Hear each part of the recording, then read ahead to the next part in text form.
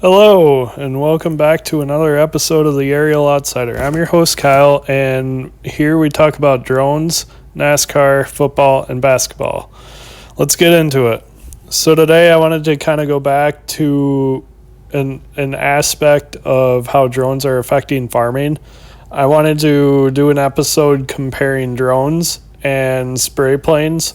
That in the future will be a huge key for farmers, and so I kind of wanted to go over that. So if you are a farmer and you're listening, this might give you some insights about how drones can help you spray your fields better and more efficiently than your average spray plane or crop duster plane. So the number one thing that I want, or the first segment of it, is the targeting and coverage. So spray drones, they use advanced GPS and GIS positioning tech to hit very targeted areas or specific areas of your field, and you can map that out with the boundary feature in the drones themselves before you actually start spraying the actual field. Yeah, sure, this might drain batteries, but you can do this right when you start right when you get to the field and you want to start spraying it. This is the number one thing you probably should do when you start spraying it. That way, then the drone can spray the whole field. This means less overlap, less chemical waste, and better results when you spray. I'm by no means a farmer. I come from a welding background, but I do have my Part 107, and I understand what drones can do. But I also have family members in farming who use the traditional spray rig, if you will, and some that have also used the spray planes, but they don't have drones yet. So this is where drones could potentially outweigh the benefits of using a plane. Ag planes, crop dusters, on the other hand, cover wide areas very fast, but they lack that precision. Their higher speed and altitude mean broader dispersal patterns, which can lead to drift and uneven coverage. So this is very true. The drones, they use prop wash to have a more even distribution than the spray planes, which is so true, because if you've ever watched the spray planes, they just kind of spray and it's not very accurate.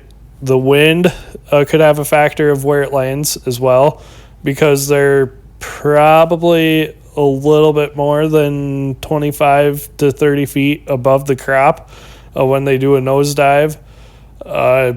There's a human on board, so there's always that little fluctuation of altitude as they're flying above the crop, because it's human interaction. The drone has computers that keep it level, keep it in the flight path that it is on. So basically, with that being said, let's talk about canopy penetration. So if you're spraying corn, say for example, a drone can get to, say, maybe 5 feet above the corn stalks and spray.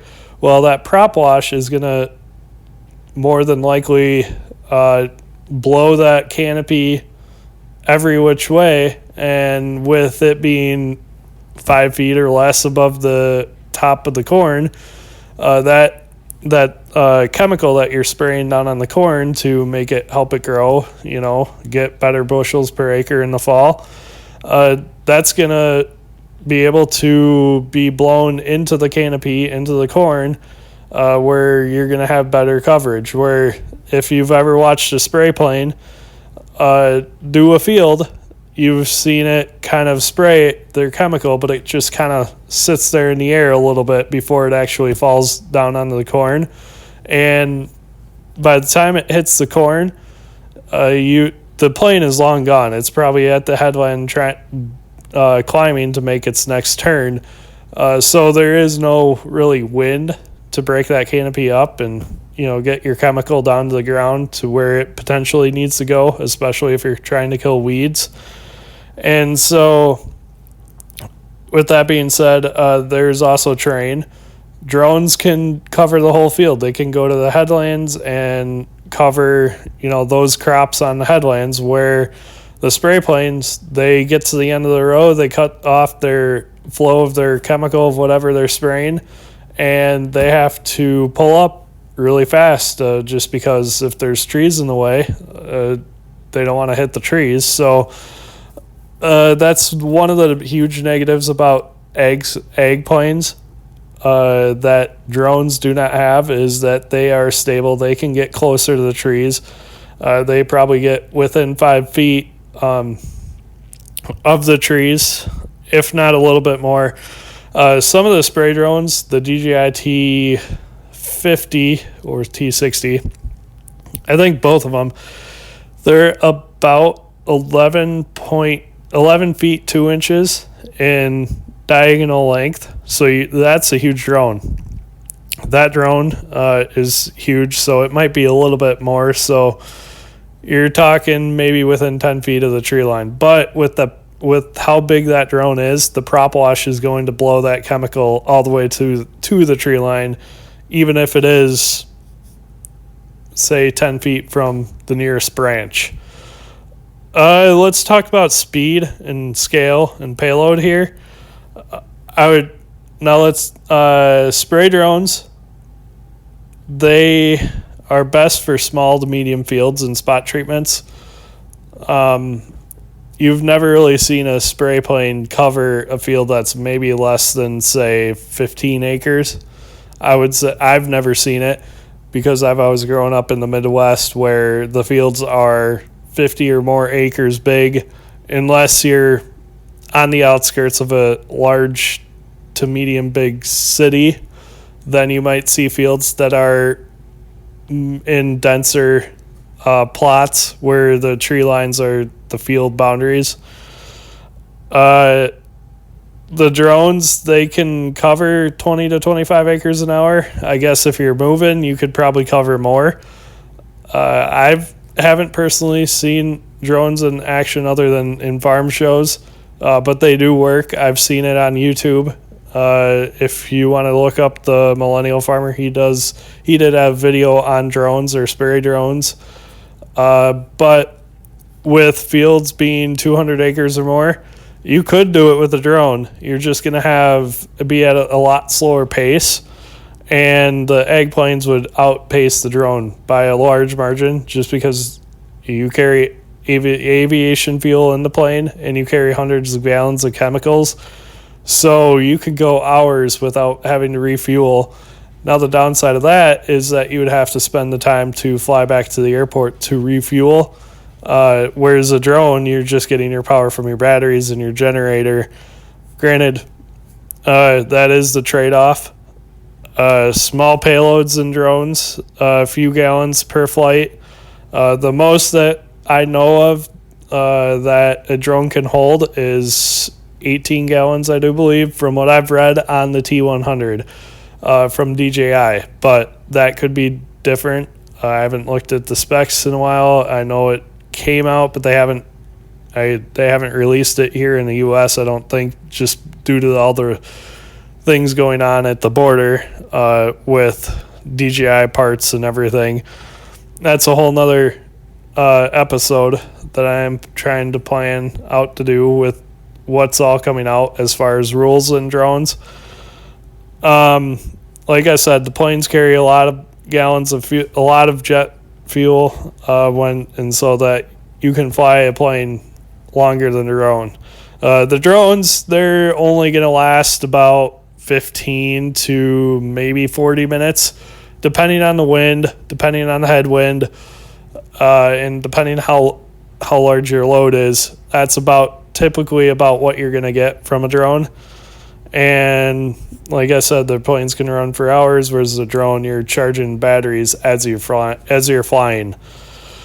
And so the safety and the environmental impact, spray drones are electric and they're operated remotely. So any pilot interference, and there's not going to be any humans near the spray drones. So if it crashes, you're just crashing a drone that potentially costs $30,000 or more, give or take. Whereas ag planes, they required skilled pilots, and they fly low and fast, and it is a dangerous job. Like I said, with a human on board, it makes things a lot worse if you were to crash, because not only are you crashing a potentially expensive plane, but you are also getting a life injured or potentially killed, which is not good. Drones fly just above the canopy, and that minimizes the target drift. So with the drones flying just above the crop while they're spraying, you can get a better coverage for the crop, whereas if the wind picks up right after the plane sprays down the chemical, that chemical that's still hanging in the air could potentially get blown off to one side or another, and all of a sudden you didn't quote unquote hit that spot just because the wind, even though you flew there, maybe the wind blows most of that away, and all of a sudden you don't have what you thought you had in the field. So that's one of the things about whatever you're spraying. That's the risk you run by flying an ag plane. The environmental impact, drones are electric, so they have zero emissions. Again, it's another episode to say, well, electricity comes from coal burning plants. That's a whole nother issue. I'm not going to get into that, but they are electric, so drones themselves, they run on electric power. They don't have any CO2 emissions themselves. Whereas planes, they burn fuel and handle large volumes of chemical and bigger carbon footprint, and if you have chemical drift, then you're potentially spraying something on a plant that you don't want to be sprayed. And finally, the cost. Drones have a lot lower of cost of entry. You would have to purchase the drone. Obviously, that's going to be roughly anywhere from $40,000 to $80,000 for the drone, for the technology inside the drone. Your trailer setup, you're probably going to have, I'm just guesstimating, and probably about $20,000 into that for whatever you need as far as tanks, building a platform on top of a trailer, all your hoses, all your mixture valves, and all that stuff. I could see $20,000 easily into that. But it is you can pay it off using a drone on your farm. You can pay it off pretty quickly. Whereas the planes, they have hundreds of thousands, if not millions, into their operation. Planes themselves, I would think, cost in the hundreds of thousands just to purchase the plane. And then you have to go through all the maintenance and all of that. I would think that would be pretty costly by the time you're able to get up and going. And then not to mention you still have to purchase your chemicals, and I would think you would have to pre-mix them. I'm not sure. I've never seen a spray plane being loaded, but that's where the cost I could see being a little bit more expensive, since you might have to mix your chemicals off site and then bring it in and load the plane that way, that sort of thing.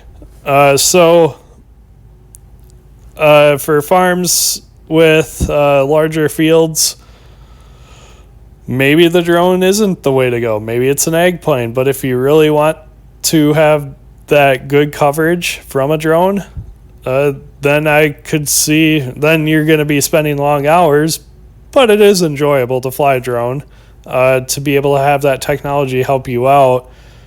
But for the smaller farms that have small fields and like patches, that with tree lines, your drones are going to outweigh the benefits of the plane any day. But like I said, with the large farms and the larger fields, your plane is the ag plane is probably going to outpace the drone, maybe even be a little bit better than the drone. You could probably purchase a drone and then go around the outside where the ag plane can't reach. That would probably be your best bet. But in the end, every individual farmer has, his or her choice of what they want to go with. You just have to weigh your options. How big are your fields? How much land are you managing? How complex are your fields? Because that's another thing. If your fields are not square, but they have some weird angles, maybe the drone is the best fit, even though it is a large field. Doing those weird shaped fields, the drone can do that. It's nimble. The spray plane, they tend to do the best job in a straight line. When the fields are square and there's not a lot of shift in boundary in a weird angle that would cause them to bank, which could be bad because if there's power lines along one side of the field, they don't want to bank it directly into the power lines. So that's another consideration. I'm a Part 107 holder. Once you get your Part 107, seems like it's pretty easy to get the Part 137 for spray drones. From what I've looked up, it looks pretty easy. Looks easy, but I'm sure there's a test that you would have to study for. But you just have to, weigh your options. If you're a farmer, if you're farming thousands of acres, yes, probably your ag plane is going to be your best bet. But like I said, the drone, it's right up there. I would argue that in the next few years, the drone could potentially outweigh the ag plane in some cases for large fields. We'll have to see how the technology goes. It's just even though the drone holds less chemical on board, you also have to weigh that too. If you're a large operation and you say, 18 to 20 gallons per acre, well, think about it this way. Would you rather have a watered down version like in the ag plane, or would you like to have a drone do it? But in the drone, you're only putting 2 to 3 gallons per acre, and that's a save on chemical costs. Also, if you're only putting 2 to 3 gallons per acre, your chemical is going to be more concentrated, which could be a good thing. If you're spraying for weeds, more concentration, the weeds don't really like that, and so they might shrivel up. That could be good for your crop in the fall when you go to harvest it. So that's what I wanted to cover today, kind of talk about that, weigh the options, to kind of give farmers an insight about how drones or spray drones, therefore, could help them out better than a spray plane. I know there's other options, or I know they're pretty close together. They're tied heavily close together. But if you're a farmer, that's what you got to weigh. And if you haven't heard of spray drones before and you are a farmer, I hope I gave you some insight about spray drones and about the technology, and I gave you some ideas to think about if you're thinking about purchasing a spray drone. But thank you for listening. If you like this episode, go follow my podcast on the sites that I'm listed on. I'm pretty on everywhere you can get a podcast from. Go leave a comment if you wish. Also follow my Facebook page is Aerial Outsider Podcast, and I try to post on there as much as I can. Follow that page as well, and I will see you in the next episode.